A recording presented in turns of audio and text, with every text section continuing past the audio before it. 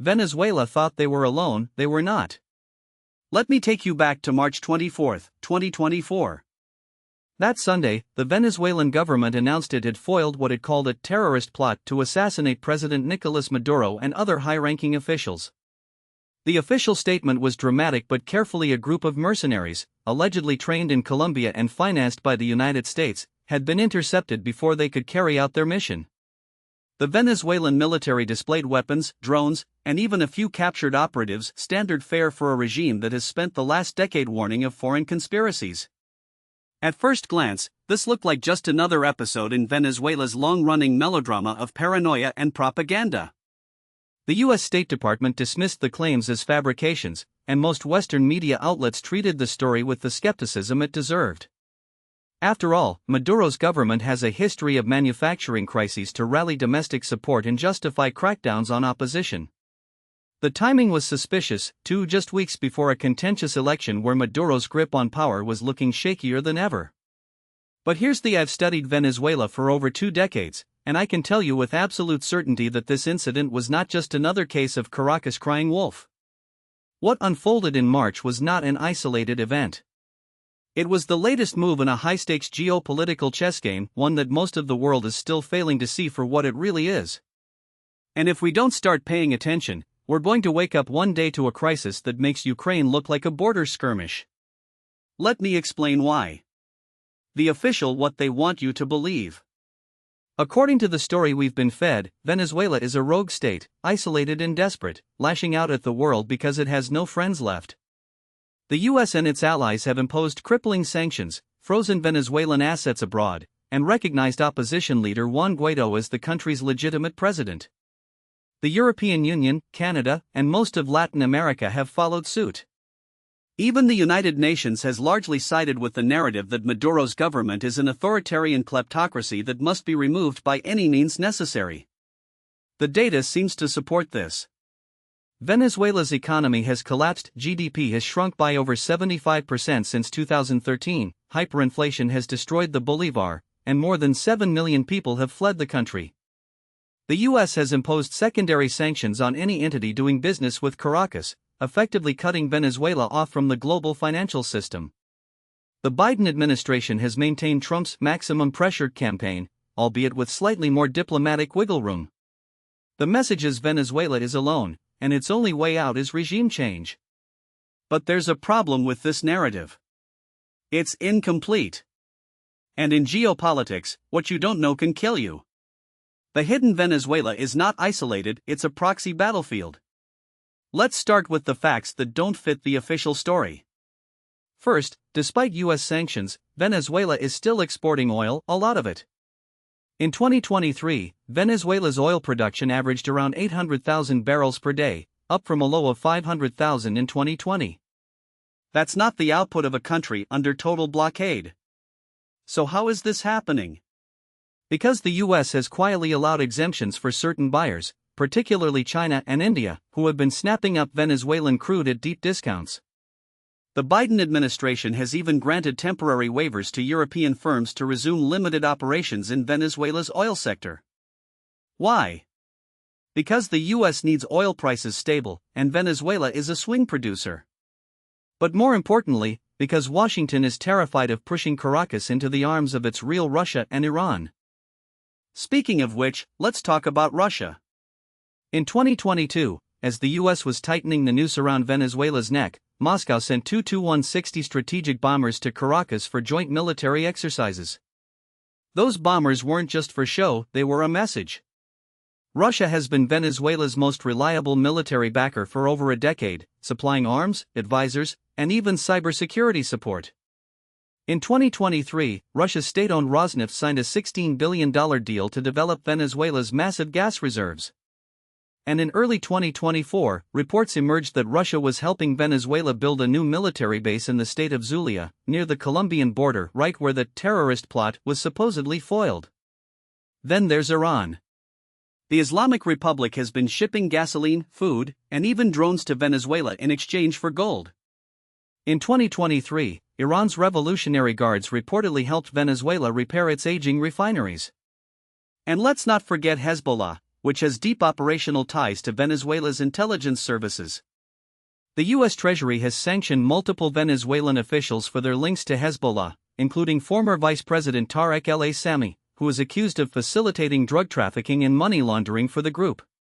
So Venezuela is under U.S. sanctions, but it's still selling oil to China and India. Russia is building military bases there. Iran is keeping its economy afloat. And Hezbollah is operating with impunity. Does that sound like an isolated country to you? Here's what's really: Venezuela is not a pariah state. It's a proxy battleground in the new Cold War between the US and its adversaries. And the West's refusal to acknowledge this is making the situation far more dangerous than it needs to be. The geopolitical why Venezuela matters more than you think. To understand why Venezuela is so critical, we need to out and look at the bigger picture. The world is no longer unipolar. The US may still be the dominant military power, but its economic and diplomatic influence is waning. China is rising, Russia is resurgent, and the global South is increasingly refusing to pick sides. This is not a temporary shift, it's the new reality. Venezuela sits at the intersection of three critical geopolitical faults. 1. The Western Hemisphere's last domino. The U.S. has long considered Latin America its backyard. The Monroe Doctrine is still alive, even if we don't call it that anymore. But over the last 2 decades, leftist governments have taken power across the region: Brazil, Argentina, Mexico, Colombia, Bolivia, Chile. These countries are not Soviet-style puppets, but they are increasingly resistant to U.S. hegemony. Venezuela is the most extreme example, but it's also the most strategically important. If the U.S. loses Venezuela, it risks losing its grip on the entire region. 2. The energy wars. Venezuela has the largest proven oil reserves in the world, more than Saudi Arabia. In a world where energy security is national security, that makes it a prize worth fighting for. The U.S. doesn't want Venezuela's oil in the hands of China or Russia, but it also can't afford to let the country collapse entirely, because if it does, the resulting refugee crisis and economic shockwaves would destabilize the entire Caribbean and Central America. 3. The new Cold War's southern front. Russia and China see Venezuela as a beachhead in the Western Hemisphere. For Russia, it's a way to project power close to U.S. shores, just as Cuba was during the Cold War. For China, it's about securing long-term energy supplies and extending its influence in Latin America. Both countries are playing the long game, and they're willing to prop up Maduro because they know that if Venezuela falls to US-backed forces, they lose a critical ally. Now, let's talk about the hypocrisy. The US has spent the last decade lecturing the world about rules-based order and democratic values. But when it comes to Venezuela, those principles go out the window. The US has no problem recognizing unelected leaders or imposing crippling sanctions that hurt ordinary people far more than the regime. Meanwhile, it turns a blind eye to far worse human rights abuses in Saudi Arabia, Egypt, and Israel because those countries are strategic partners. This double standard is not lost on the global South. Countries like India, South Africa, and Brazil are watching closely, and they're drawing conclusions. If the US can overthrow governments it doesn't like, what's to stop it from doing the same to them? That's why so many countries are hedging their bets, maintaining ties with the US while also deepening relationships with China and Russia. Venezuela is the test case. If the US succeeds in regime change, it sends a "we can do this anywhere." If it fails, it sends an even stronger "the US is not invincible." Military: the risks of miscalculation. Now, let's talk about the military dimension, because this is where things get really dangerous. The US has a long history of military intervention in Latin America, from the Bay of Pigs to the invasion of AMA. And in recent years, there have been growing calls in Washington for a more aggressive approach to Venezuela. In 2019, then National Security Advisor John Bolton openly mused about a military option. In 2020, the Trump administration authorized a failed mercenary incursion that ended with 2 American contractors in Venezuelan custody. And in 2023, the Biden administration quietly deployed additional special forces to Colombia and Guyana, ostensibly for training exercises. But here's the: Venezuela is not Iraq or Afghanistan. It's not a failed state with a weak military. It's a country with a battle-hardened army, Russian air defense systems, and Iranian drones. And it's not alone. If the US were to launch a military strike, whether through airstrikes, a naval blockade, or a full-scale invasion, it would almost certainly trigger a response from Russia and Iran. I'm not saying this is imminent.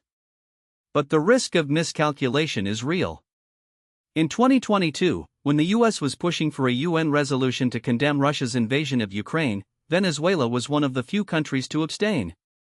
In return, Russia reportedly warned the US that any military action against Venezuela would be considered an attack on Russian interests. That's not an idle threat. If US forces were to engage Russian or Iranian personnel in Venezuela, we could be looking at a direct confrontation between nuclear powers. And let's not forget the lessons of history. The Cuban Missile Crisis taught us that even a small misstep in a proxy conflict can lead to global catastrophe. The Iraq War taught us that regime change is far harder than it looks. The Afghanistan withdrawal taught us that even the world's most powerful military can be humbled by a determined adversary. The hawks in Washington who think Venezuela would be a quick and easy operation are either delusional or lying. And the American people deserve to know that. The domestic why this is about more than Venezuela. Of course, none of this happens in a vacuum. U.S. foreign policy is not made in a sterile laboratory, it's shaped by domestic politics, lobbying, and electoral calculations. Let's start with Florida. The state is home to over 1.5 million Venezuelan Americans, many of whom fled Maduro's regime. They are a powerful voting bloc, and both parties have courted them aggressively. In 2020, Trump won Florida in part by hammering Biden on Venezuela, accusing him of being soft on socialism. In 2024, Biden is under pressure to prove he's just as tough. That's why we've seen a flurry of sanctions and tough rhetoric in the lead-up to the election. Then there's the oil lobby. The U.S. shale industry has a vested interest in keeping Venezuelan oil off the market. If Venezuela were to fully reopen its oil sector, it could flood the market and drive down prices. Bad news for Texas and North Dakota. That's why you'll hear calls for tougher sanctions from politicians who take money from the energy sector. And let's not forget the defense industry. A military conflict in Venezuela would be a boon for contractors like Lockheed Martin, Raytheon, and General Dynamics. The U.S. has already spent billions on counter-narcotics operations in the region, operations that conveniently double as intelligence gathering for potential regime change. If things escalate, those commies stand to make a fortune. Finally, there's the ideological factor. The U.S. foreign policy establishment is still dominated by neoconservatives and liberal interventionists who believe in American exceptionalism. To them, Venezuela is not just a country, it's a symbol of the global struggle between democracy and authoritarianism. They see Maduro as a modern-day Hitler or Stalin, and they're willing to use any means necessary to remove him. But here's this kind of thinking is exactly what got us into Iraq, Libya, and Afghanistan. And it's why we're now staring down the barrel of a potential war in Venezuela. Scenario: what comes next? So where does this all lead? Let's run through the most likely scenarios. Scenario 1, the status quo holds. In this scenario, the U.S. maintains its current policy of sanctions, diplomatic pressure, and covert operations, but stops short of direct military intervention. Venezuela remains a dysfunctional but stable authoritarian state, propped up by Russia, China, and Iran. Oil continues to flow to Asia, and the U.S. turns a blind eye to avoid a larger crisis. This is the least bad option, but it's also unsustainable in the long run. Venezuela's economy will continue to deteriorate, and the risk of a sudden collapse remains high. Scenario 2, regime change via proxy. This is the scenario Washington is quietly hoping for. The U.S. ramps up support for the Venezuelan opposition, provides covert training and weapons to anti-Maduro factions, and waits for the regime to implode from within. This could happen through a military coup, a popular uprising, or a negotiated transition. The problem? It's been tried before, and it's failed every time.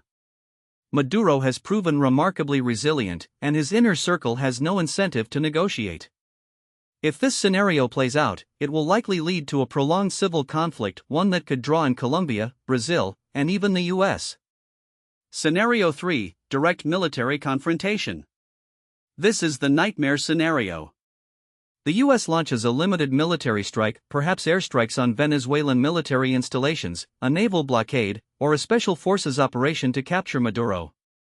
Russia and Iran respond by increasing their military support to Venezuela, possibly even deploying advisors or advanced weapons systems. The conflict escalates, drawing in other Latin American countries and potentially leading to a wider war. This scenario has the lowest probability, but it's also the most dangerous. If it happens, we could be looking at a new Cuban Missile Crisis, one with even higher stakes. None of these scenarios are good. But the most likely outcome, the proxy war scenario, is also the most volatile. Because in a proxy war, the risk of miscalculation is always high. And in Venezuela, the margin for error is razor thin. The grand strategy why U.S. policy is doomed to fail. Now, let's talk about the bigger picture. The U.S. is trying to maintain a global empire in an era when empires are no longer sustainable.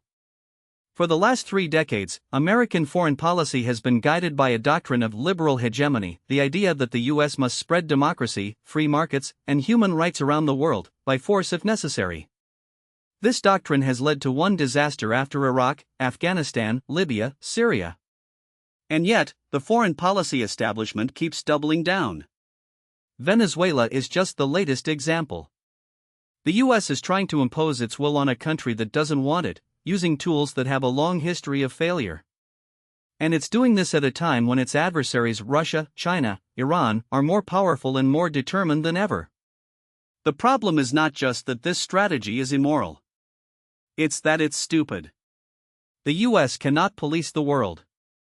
It cannot overthrow every government it doesn't like. And it cannot maintain its global dominance through military force alone. The sooner we accept this, the sooner we can start pursuing a foreign policy that actually serves American interests. What should we do instead? So what's the alternative? Here's what a realistic, interest-based U.S. policy toward Venezuela would look. 1. End the sanctions. The sanctions have failed. They've hurt ordinary Venezuelans, enriched the regime's cronies, and pushed Caracas into the arms of Russia and Iran. The U.S. should lift them unilaterally, as a gesture of goodwill. This would not mean endorsing Maduro, it would mean recognizing that sanctions are a failed tool of regime change. 2. Engage in direct diplomacy. The U.S. should open a back channel to Maduro's government, just as it did with Cuba under Obama. This doesn't mean legitimizing his rule, it means recognizing that he's not going anywhere anytime soon, and that the only way to improve conditions in Venezuela is through negotiation. 3. Work with regional partners. The U.S. should stop trying to dictate policy to Latin America. Instead, it should work with countries like Brazil, Mexico, and Colombia to find a regional solution to the crisis. These countries have far more leverage with Venezuela than the U.S. does, and they're far less likely to trigger a backlash. For a focus on humanitarian aid, the U.S. should increase humanitarian assistance to Venezuela, but do so in a way that bypasses the regime. This means working with NGOs, the UN, and local communities to deliver food, medicine, and economic support directly to the people who need it. 5. Prepare for the worst. The U.S. should have a contingency plan for a Venezuelan collapse. This means working with neighboring countries to prepare for a potential refugee crisis, and ensuring that any transition of power is as orderly as possible. Now, I know what some of you are. This is appeasement. This is weakness. But let me tell you, real strength is not about flexing your muscles. It's about knowing your limits. And the U.S. has reached its limits in Venezuela.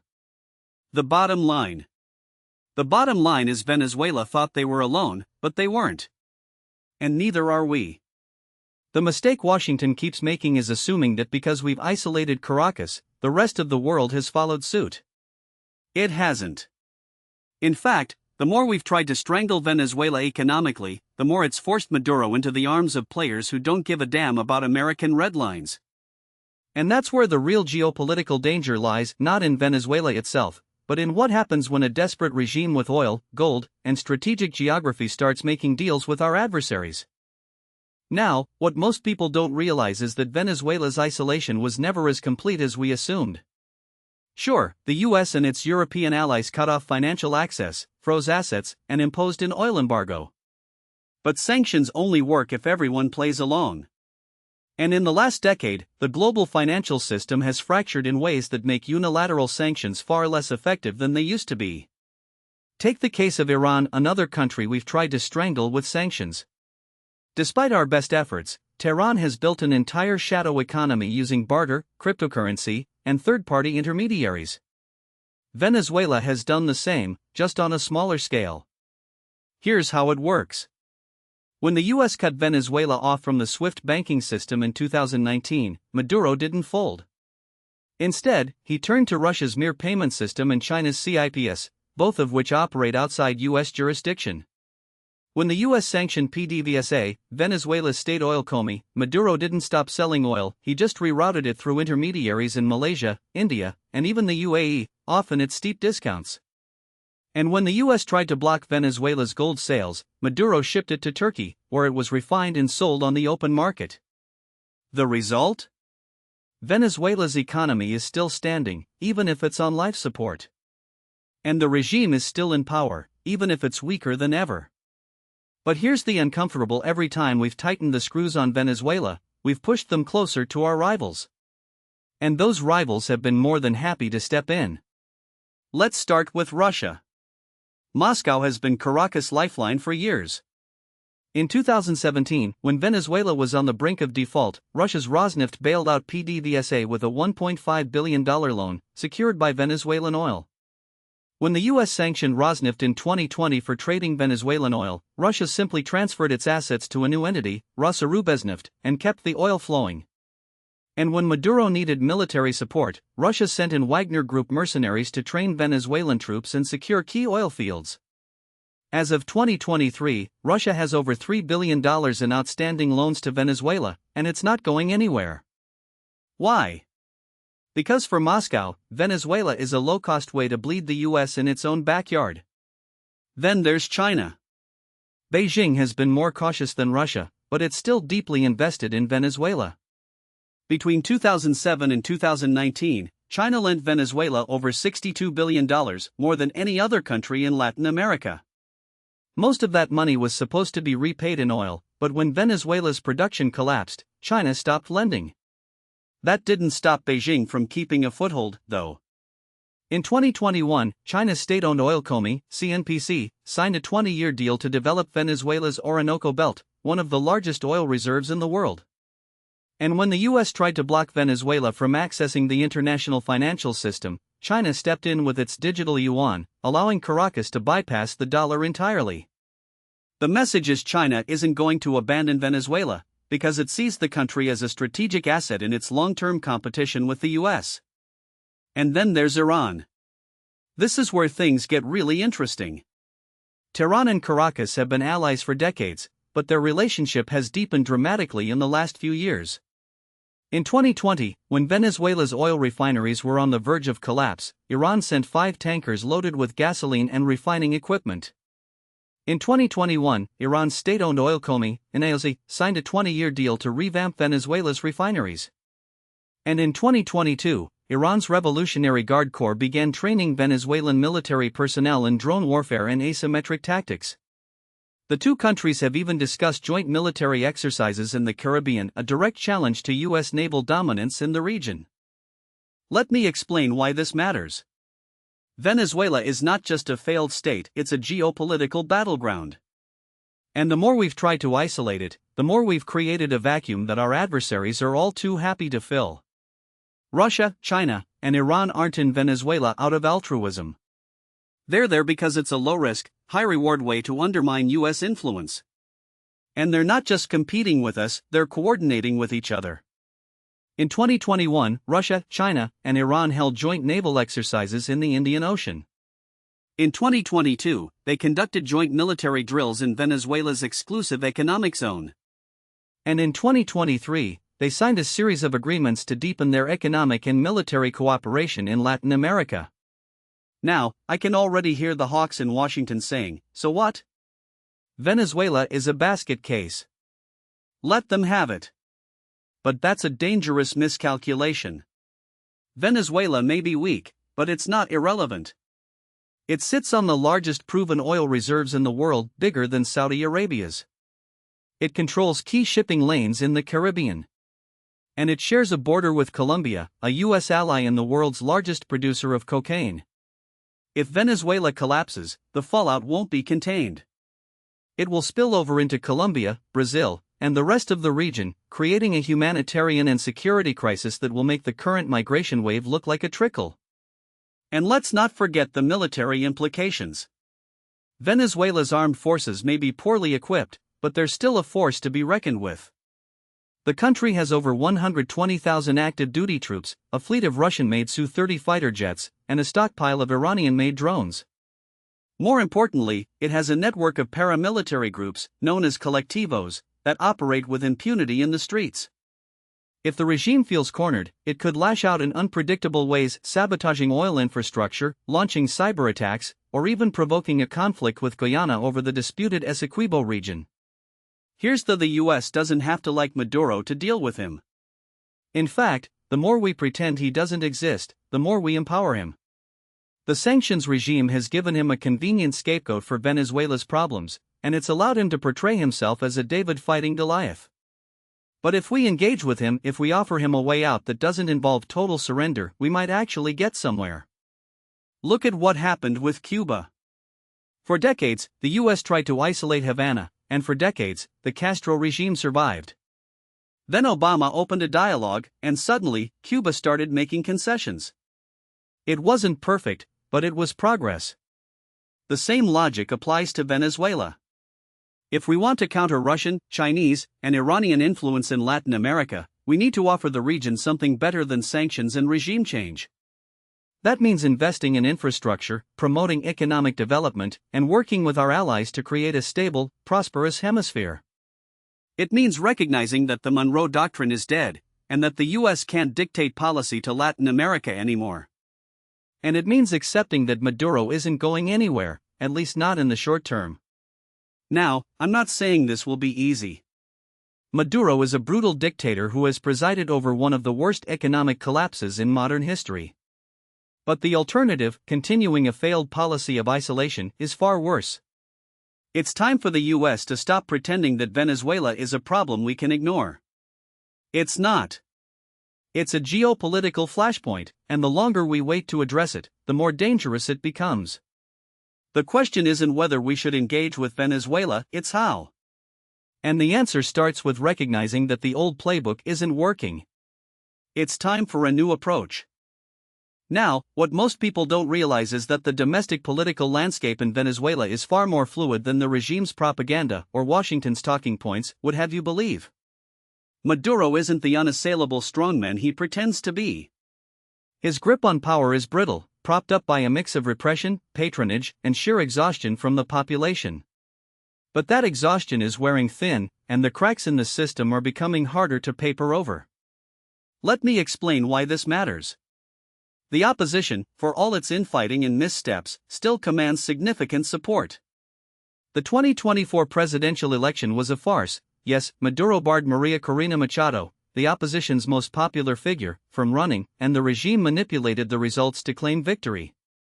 But the fact that he felt the need to rig the vote so blatantly tells you everything you need to know about his insecurity. In a fair election, he would have lost. Badly. Polls before the ban showed Machado with a 30-point lead over Maduro. Even after her disqualification, the opposition's substitute candidate, Edmundo Gonzalez, was polling ahead. The regime knew it couldn't win cleanly, so it cheated. And yet, despite the fraud, the opposition still managed to mobilize massive protests, with thousands taking to the streets in Caracas, Maracaibo, and Valencia. That's not nothing. Here's the uncomfortable: Maduro's legitimacy is eroding, not just internationally, but domestically.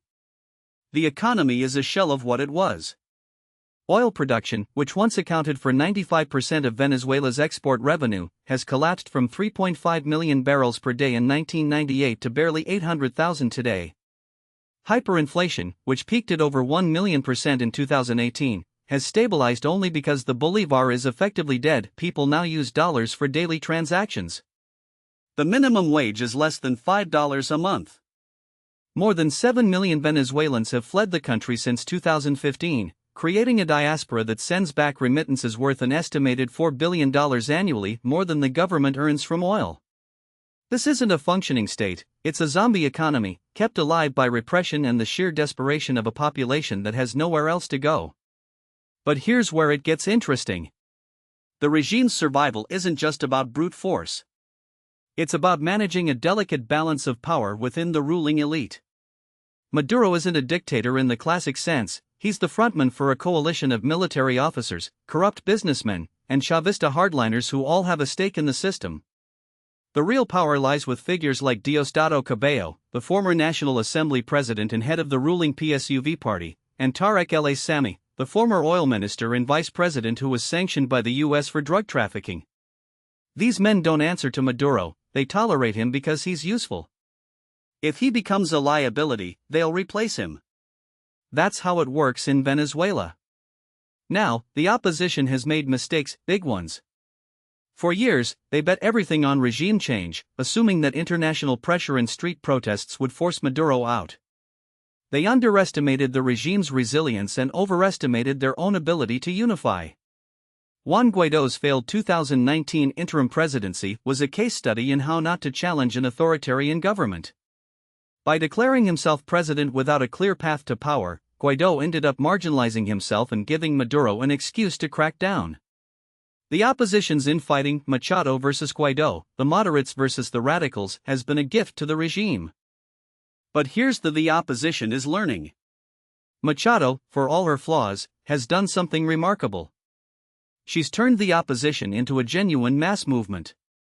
Her Unidad campaign in 2023 and 2024 mobilized millions of Venezuelans, many of whom had given up on politics entirely. She didn't just win the opposition primary, she dominated it, taking 93% of the vote. That's not a fluke, it's a sign that Venezuelans are hungry for change, and they're willing to take risks to get it. The regime knows this, which is why it's so afraid of her. So where does this leave us? The most likely scenario in the short term is a kind of frozen conflict, Maduro clinging to power, the opposition refusing to accept the legitimacy of his government, and the economy limping along just enough to avoid total collapse. The regime will continue to use repression to suppress dissent, but it won't be able to crush the opposition entirely. The protests will come in waves, and each time, the regime will respond with violence, but it won't be able to stamp out the resistance completely. The wild card here is the military. The armed forces are the backbone of the regime, but they're not monolithic. There are factions within the military that are unhappy with Maduro's leadership, particularly the mid-ranking officers who see their families suffering under the same economic conditions as everyone else. The regime has tried to buy their loyalty, giving them control of key industries, turning a blind eye to corruption, but that only works as long as the money keeps flowing. If the economy takes another nosedive, or if the opposition manages to offer a credible alternative, we could see defections. Let me be, I'm not predicting a military coup. The top brass, men like Defense Minister Vladimir Padrino Lopez, are too invested in the system to turn against it. But if the situation deteriorates, we could see a palace coup, where Maduro is replaced by someone like Cabello or El Aissami, who would present themselves as reformers while keeping the system intact. That's the most likely outcome if Maduro becomes too much of a liability. The other scenario is a negotiated transition. This is where the US and the international community could play a role. The regime isn't going to collapse on its own, but it might be willing to make concessions if it gets something in return as sanctions relief, guarantees of immunity for key figures, or a phased transition that allows the Chavista elite to retain some influence. This is what happened in South Africa with apartheid, or in Chile with Pinochet. It's messy, it's imperfect, but it's better than civil war. The problem is that the US has no coherent strategy for this. The Biden administration has been inconsistent, imposing sanctions one day, offering to lift them the next, depending on who's in the room. The Europeans are more pragmatic, but they don't have the leverage to force a deal. And the opposition is divided on whether to negotiate at all. Some, like Machado, have said they won't accept anything less than Maduro's removal. Others, like Enrique Capriles, have argued for a more gradual approach. That division makes it easy for the regime to play them off against each other. Here's what I think needs to happen. First, the US needs to stop treating Venezuela as a binary problem: either Maduro goes, or we do nothing. That's not how diplomacy works. We need to engage with the regime, but on our terms. That means offering sanctions relief in exchange for concrete concessions, free and fair elections, the release of political prisoners, and end to repression. It means working with our allies to create a unified front, so the regime can't play us off against each other. And it means supporting the opposition, but not dictating its strategy. Second, we need to recognize that the opposition isn't just one person or one party. Machado is the most popular figure right now, but she's not the only one.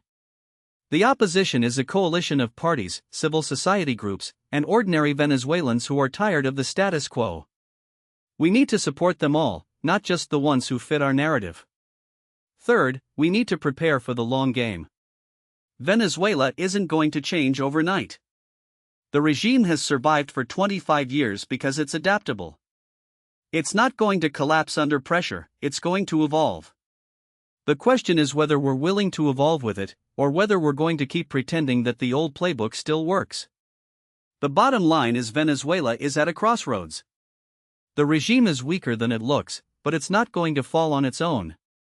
The opposition is stronger than it's been in years, but it's still divided. The international community is engaged, but it's not united. And the Venezuelan people are exhausted, but they're not defeated. The next few years will determine whether Venezuela becomes a failed state, a renewed dictatorship, or something in between. The US can't dictate the outcome, but it can influence it. The question is whether we're willing to try.